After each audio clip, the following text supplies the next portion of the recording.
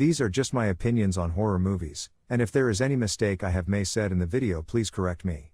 So please be nice in the comments section. Thank you. So I saw the 2023 movie The Boogeyman. Just into 25 minutes I'm not even invested of the movie anymore. Nothing in this movie is getting me hooked and thinking, shit, I want to know what happens next. When I see a movie, doesn't matter genre. I want to see excitement, thrill. A plot that makes me interested from start to end. If you're not hooked and not feeling interested in the characters, story, then it's getting boring. Let me explain how to horror from my point of opinion. I saw a movie called The Lodge. Many people seems to forgot this movie and I can understand why. But let me tell you, this movie is one of my favorite horror movies of 2010s. Because it was so creepy. With many slow-paced scenes that made me so interested of story. It was some witchcraft had taken over me, because this horror movie made me hooked. It has one very good jump scare that made me actually jump off my seat.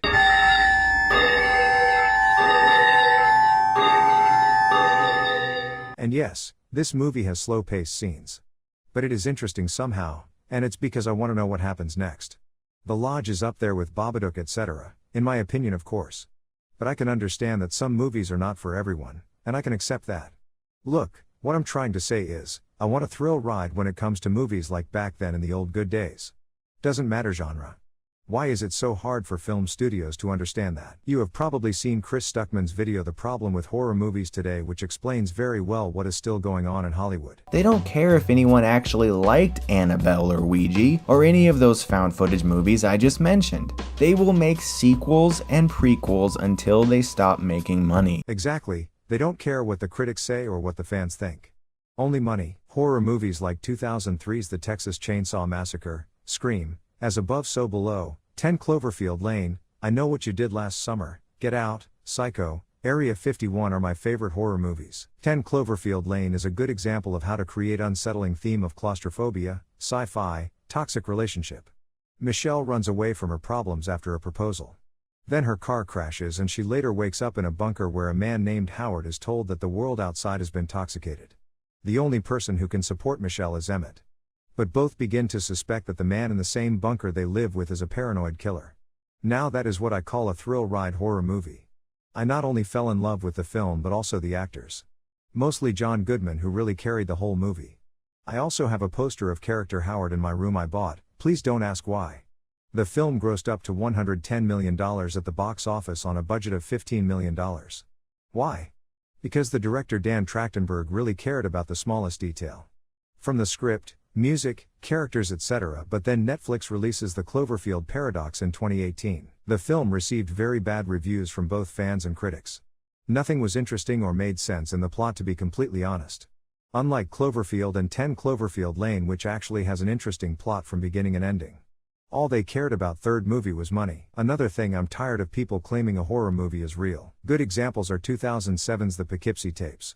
Here is from a comment I wrote on my video clip and I quote, "People get this movie so wrong. This movie is based on real serial killers for inspiration for the serial killer in this film called Edward Carver. But this movie is 100% fake. It's distributed by MGM. And proof there is a behind-the-scene interview with actors on the Blu-ray." I became involved with the Poughkeepsie Tapes because I'm married to John, who's the writer-director. So at first I was just kind of helping out with auditions. So I'm an actress, but there wasn't really a good part for me. There's the Samantha Robeson played the character of Sam, but then, you know, when John would yell cut, then it's all joking around. Nobody was method. I know, God bless them, but those method actors, what a drag. Just moping around all day, like, no thanks. The actress Stacy Chbosky played Cheryl had a lot of fun with her role, she said in the interview. Do some research. God, I get pissed when people think something is real when it's not. And if this was real snuff footage, MGM would have the biggest lawsuit ever to put something like this on screen. This movie actually got removed from small theaters around the USA due to its disturbing content, but that doesn't mean it's real. I personally really enjoy this film.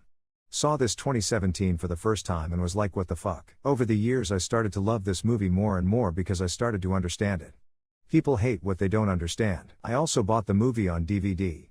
Besides, it says clearly which actors participated in the film on IMDb. Same thing on TikTok where people think the Rat Man from VHS 94 is real.